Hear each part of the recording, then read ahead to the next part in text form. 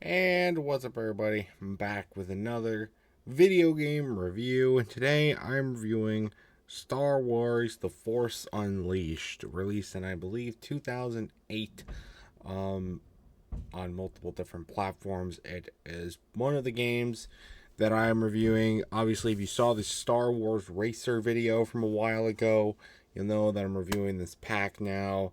Um, 7 games. We already did the racing games, so we got the other 6. Will each be their own reviews. Today we're doing Star Wars Force Unleashed.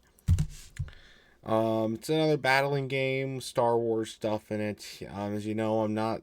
If you guys know me, I'm not the biggest Star Wars fan in the world. I know about it. Everybody knows about it.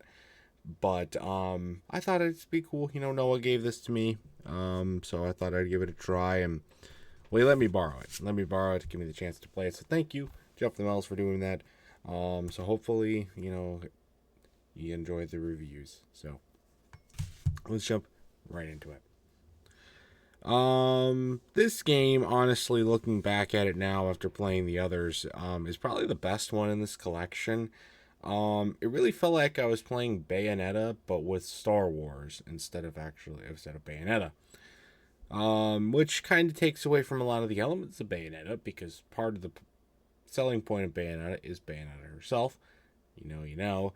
Um, but it's still pretty fun. The combat, it's not the most complex combat in the world. There isn't a whole ton of strategy to it. There is some strategy, especially as you go along, but not a ton. So it makes it fun to get involved with. Maybe for some people it's a little too simplistic, but I like the beat 'em up style.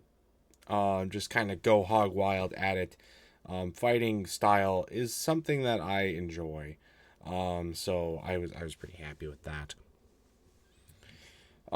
There were one thing though with the combat. I will say there's a very very heavy frequency of QuickTime elements. There's a lot of QuickTime elements. I'd say too many QuickTime elements. A lot of them haven't aged well, and they are some of them are extremely difficult to get right. Um, which was very annoying, because they're not always there, but there are a lot of them where it's a finishing move, and it can be really hard to whittle down the health, and you get down to this really tough boss, and then you gotta start over because you accidentally clicked the A button twice because your controller's stuck down for a minute. It's really annoying, but once you get the hang of it, it's not a big deal. But I think the frequency of QuickTime events could have been decreased.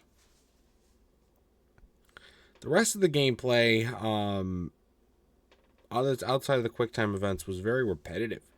There's a lot of the similar enemies, all the enemies really have this very similar pattern. And a lot of them look the same. There's very much repetitiveness between the enemies.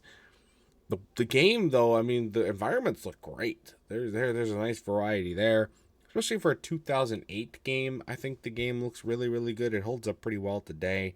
My opinion, though, it was just sometimes hard to appreciate kind of the worlds, or like the background designs, or just like the maps you were going through. It was pretty hard to appreciate that because there was a lot of time where it's just like the gameplay was just so bad, and I just didn't want to be there. I didn't want to be there exploring this because it was just so fucking similar to everything else that I had already done in the game, and it was just not good. So, though, like I said, the beat 'em up style is good, but it gets repetitive. Um, Regardless, though, I still think this is a fun game. Maybe if I was a bigger Star Wars fan, I'd probably enjoy this game more. I could probably say that for the other 5 that I'm going to be reviewing. I could probably say that for Star Wars Racer as well. I just don't. I'm just not the biggest Star Wars fan in the world, but I can appreciate this game. It's a good fighting game. A lot of good Star Wars like stories and lore and stuff. What do you expect? It's pretty good. So, bet a lot of you have probably a lot of nostalgia playing it on Xbox 360. I think that was the biggest console it was released on at the time. Um, with that in mind, My final score for Star Wars The Force Unleashed, I'll give it a 6.